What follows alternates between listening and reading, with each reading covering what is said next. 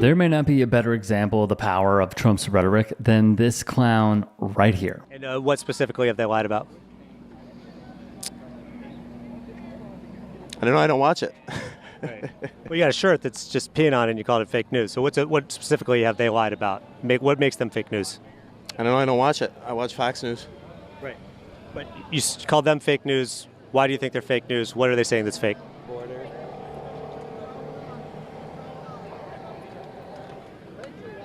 The border. All right, there you have it. And there we have it indeed. The silence and expression on his face say more than any of the bogus talking points he could have vomited up. While we're no fans of the network ourselves, you could substitute anything that Trump dislikes onto the guy's shirt, and he would have the exact same response that boils down to believing and following along with everything Trump says at face value, completely abandoning all critical thinking and letting him and his allies make the decisions for them. The good liars, as well as Trump's propaganda network, Right Side Broadcasting, were brought out at Trump's recent rally in Racine, Wisconsin, one of the most important battleground states for the upcoming election, spewing his typical nonsense and lies about winning the state in 2020, as well as the general, while continuing to ramp up his anti-immigrant bigotry even more than he has in previous months. And the Democrats are wheeling Granny off the cliff to give benefits to illegal aliens. They're giving the benefits to the illegals. The black population, Hispanic population, is voting for me at levels that nobody's ever seen before in this country. Because they're not getting the jobs.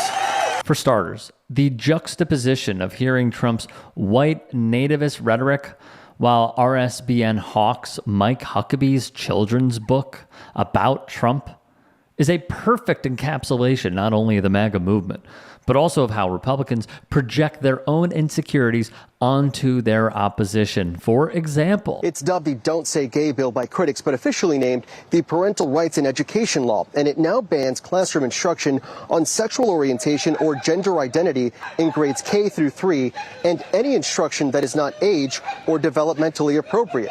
It's now up to the state to define those standards. The law also allowing parents to sue school districts that violate these policies, and those who support it say it will empower parents in the classroom. Bigoted goobers like Florida Governor Ron DeSantis and his allies just couldn't stomach allowing children to know that the LGBTQ plus community exists. But that's the real goal of bills like this one, the revived push of anti-LGBTQ plus legislation all across the country is rooted in the insecurity that children from Republican households may not adhere to the same rigid norms of gender and sexuality that the current adults did, which would then theoretically lead to a loss of political power across generations. So these bigots must do everything they can to prevent this insecurity from coming to fruition. Criminalizing LGBT curriculum and the forced celebration of homosexuality in public schools, and bringing an end to the anti-white indoctrination in public schools by completely dismantling the current curriculum in place. These are much closer to the types of policies that would be put in place nationwide if the right gets their way.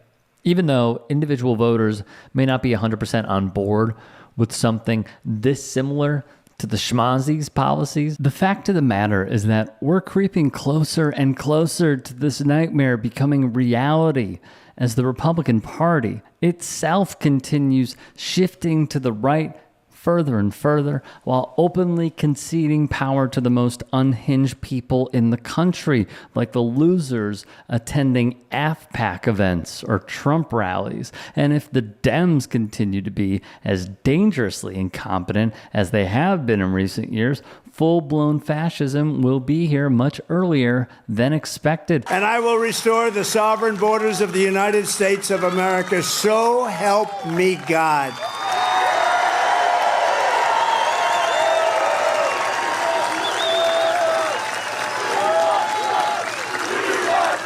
Case in point, look at the reaction from the crowd after Trump dog whistles at them about restoring our borders. The only crisis at our borders is our completely inept immigration processing infrastructure, not immigration itself. But because of the lies Trump, his allies, and Democrats like John freaking Fetterman have told voters, bigotry is allowed to fester and spread unchecked and completely out in the open.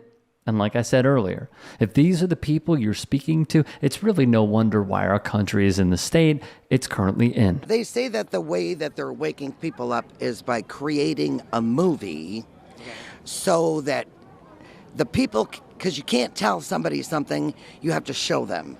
And in order to show them, they've created this movie to wake people up, to make them understand what the hell is going on in this country. And But it is reality. We're talking about reality. Steve Bannon and Steve Mnuchin, were TV producers. Who would you rather have president, Joe Biden or Vladimir Putin? Oh, Putin. Definitely. And why is that? I believe he's been given a tough, since World War II, Russia's been the bad guy, when in actuality the Nazis left Germany and they ended up going to the Ukraine, coming in here. George Bush was actually, thank you, George Bush was actually a Nazi. Interviews with Trump supporters are some of the best evidence we have of the systemic failures present in our country, as well as the unwillingness of our elected officials to do anything to correct them. What would you ask the president? If I helped out the enemy during a time of war that's called treason, I could be put to death. The border is open. We got over 6 million people coming across, 300,000 people a month. And we don't know who these people are. We got like 70,000 Chinese people. We got people that we're at war with right now or possible enemies coming over. So now, these sleeper cells, if we go to war with them, he's allowing the enemy to come behind our defenses. What the hell are you doing? You should be put up for treason and put to death. Welcoming conspiracy theorists with open arms and adopting their beliefs then opens the floodgates for all types of conspiracies to run rampant and become normalized in the discourse, just like what's happening now with the manufactured hysteria over the southern border. Why won't you close the border? Why do you allow drugs to continue to pour across?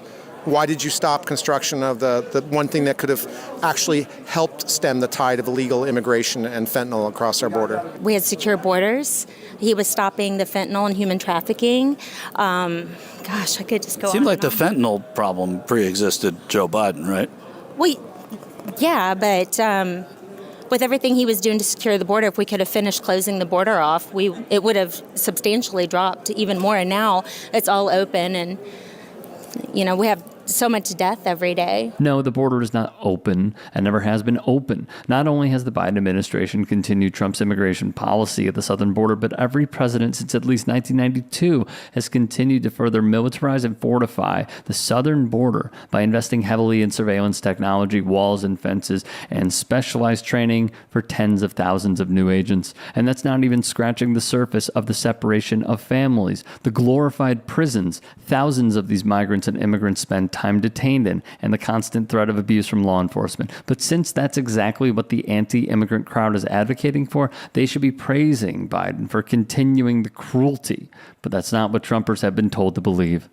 I think people are very afraid of what Joe Biden has let the southern border become. The border is entirely open. Over 9 million people have entered the country during the 3 years that Biden has been president, and probably up to 75% of those have remained in the United States. It's a level of illegal migration into our country that's unsustainable and puts a huge financial burden on our country, and everybody feels it because that's 7 million more people who need housing, and that's a tight market, and money's tight right now, so it affects everybody. If Donald Trump loses in November, what does that mean for the country? I really feel like if Donald Trump loses, we're going to be run by more globalists that don't have America's best interests at heart. And I think that's what a lot of Trump supporters are scared of. And that's why a lot of people came out tonight and supported him. So that's what I think most Americans, not just me, but most Americans are scared of. I think he's trying to wreck the country, giving it away. To whom? Any other country besides ours. And you mean giving support for Ukraine and Israel? No, I'm in support for Israel. I just mean he just don't take care of the American people. He's worried about the illegal people more than the American people. We have veterans that he's not taking care of, and yet they come across and they get money and hotel and food and phones, and he doesn't take care of us, the people. They're illegal instead of his people. What would you say to President Biden were he to come up to us right now? What would you say to him? You failed us.